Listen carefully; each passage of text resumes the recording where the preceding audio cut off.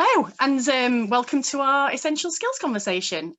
So hopefully by the end of this short conversation, we hope that you're going to feel well informed about what essential skills are, have a clear idea of which of those skills recruiters and employers are most interested in when you're applying for jobs and maybe for courses in further education. All of us, whatever we do, need essential skills, and those go beyond sort of what you learn at school, so your academic knowledge. We need to know how to work with others. We need to know how to manage ourselves, so our time, and how to communicate effectively, and also how to creatively solve problems. And we need to draw on those as much as we do with things that we learn in schools, such as numeracy and literacy. So knowledge and good grades are obviously really important, but on their own, they're not enough. So these are skills that everybody needs to do any job. And they sort of make our specific knowledge that we've learned about a subject sort of fully productive. Okay, and so we're lucky enough today to have our recruitment specialist, Caroline Vooght, in the house. She's director at Expion Search and Selection, and they were based at Silverstone for the last few years. And she is here to give her advice to you about the specific skills that are important to recruiters. So hi, Caroline, and welcome. Really great to have you here. Thank you. Okay, so Caroline is going to share her thoughts and experience with you, and it's really valuable, this. You don't always get this firsthand, so please listen up, and if you do think of any questions that you want to ask along the way, jot them down and you can give those to your tutor, and we would always be happy to answer those at a later date. So I think we'll just start with outlining the sort of 8 essential skills as a framework. So Caroline is going to start us off with that, and then hopefully I'll just be able to give you some examples that are relevant to what you do in school. Thanks, Danielle. So 8 essential skills. So the first one that we would always highlight is teamworking. So that's obviously the ability to work cooperatively with others towards a shared goal. Yeah, so in school, then that probably might be something like working in a team, maybe, Caroline, where you might be asked to play a position that is not really your strongest, but you might swap up and that'll help your team's chances of winning. So you're working collaboratively towards that team goal. Absolutely. Second essential skill we would say is leadership. So that's obviously how you are supporting, encouraging or developing others to achieve a shared goal, or sometimes for them to achieve their own goals. Yeah, great. And I think in school, maybe to explain that, it can be as simple as just volunteering to do a task within a group scenario, or it might be something a little bit more formal, like you might be head girl or head boy. So the third one is problem solving. So that's obviously the ability to find a solution to a situation or a challenge, which we find in everyday life as well as in a work situation. Yeah, we absolutely do. So that might be something, you might be in your science lab and you might be working towards, doing an experiment and coming up with the solution for that. Creativity. So that's the use of imagination and the generation of new ideas. Yeah, so there's loads of that obviously in school. You might write a fictional story, or you might do some brainstorming around an idea that you've spoken about with your teacher.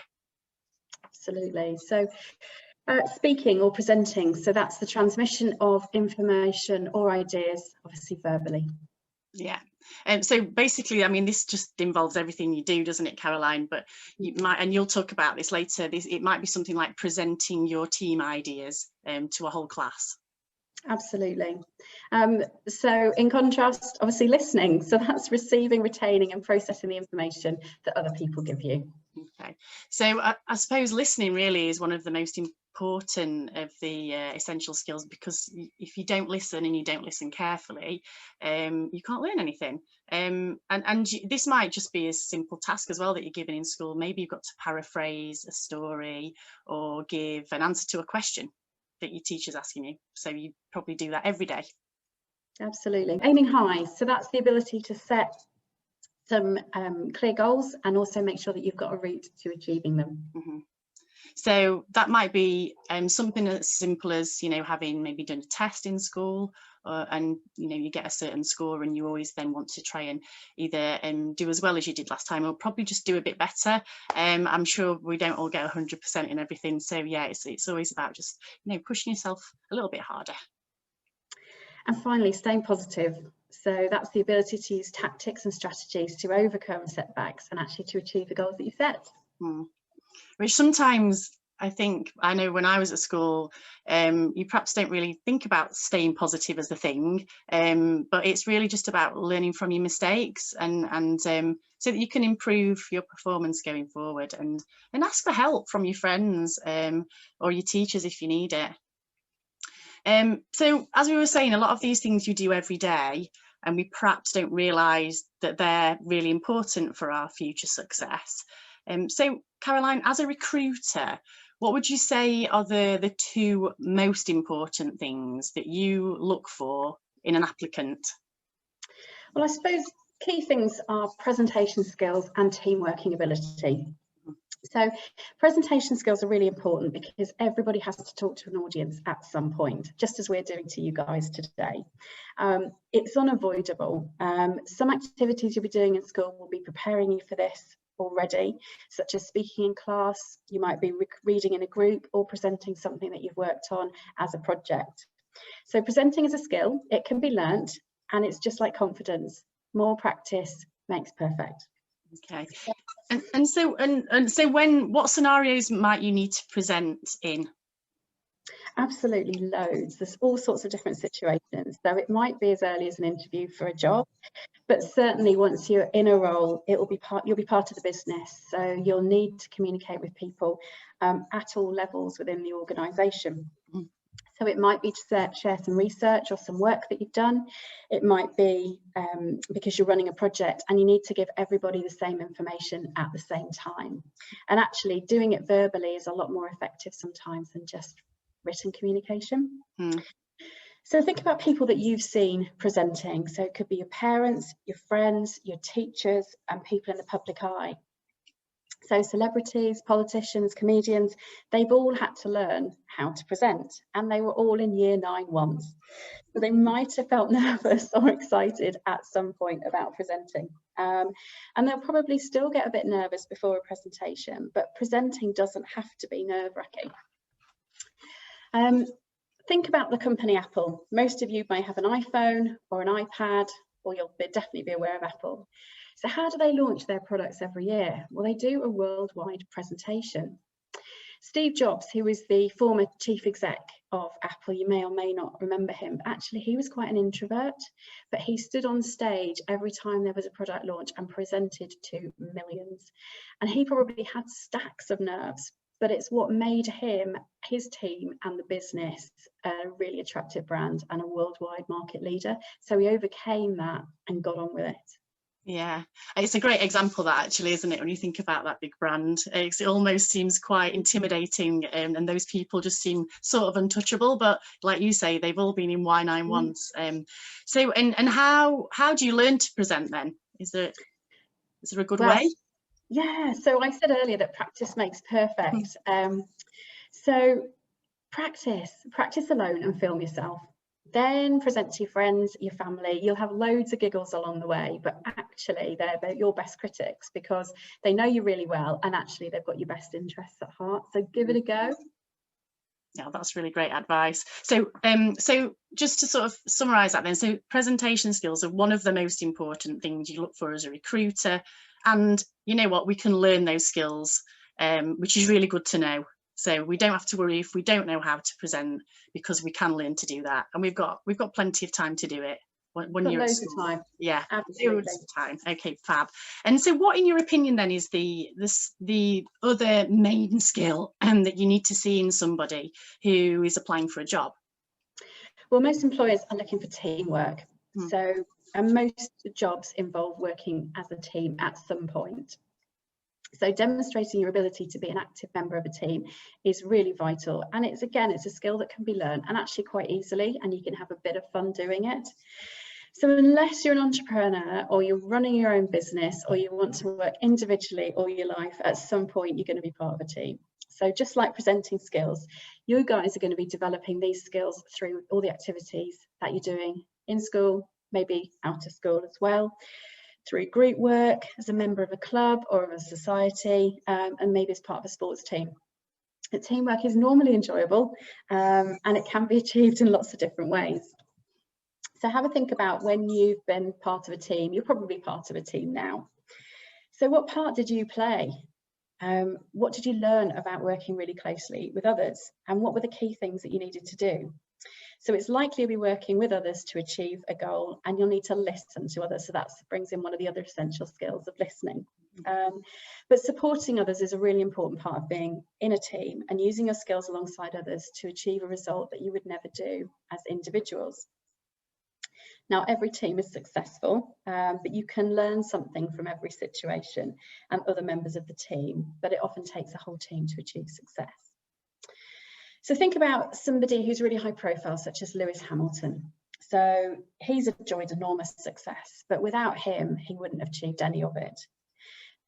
So the team around him is so varied, from the crew who design and maintain his cars to his nutritionist, his personal trainer. Everybody uses their own skills as a team to achieve the success, and their individual skills and capability just wouldn't be enough on their own.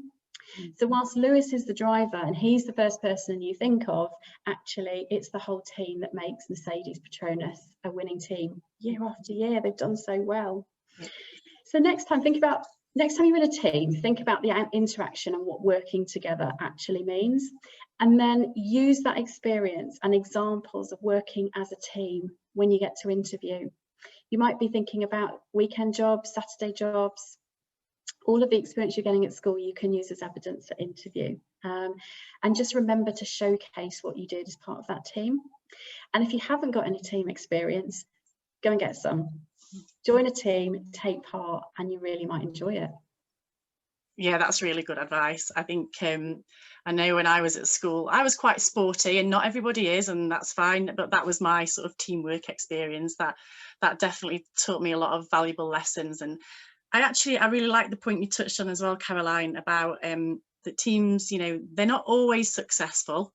But I think that's a really important learning point, isn't it? That to fail at something, actually you should use that as a learning mechanism. Don't always be worried if you don't get something right, because you just learn from that and move on, and hopefully that will build your confidence going forward.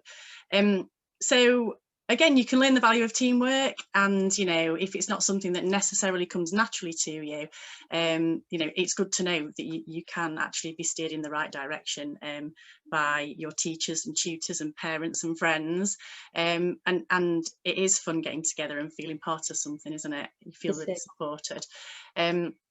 So there are things that students are doing in school to help them learn and grow their skills in these areas, and we sort of covered some of those off. And presenting, for instance, they might be using Google Slides. So I'm just thinking, you know, when they're doing things like this in class, it might be in geography or English. Hopefully now you'll get a sense of what essential skills are and why you're being taught to accomplish these things, and why they're relevant.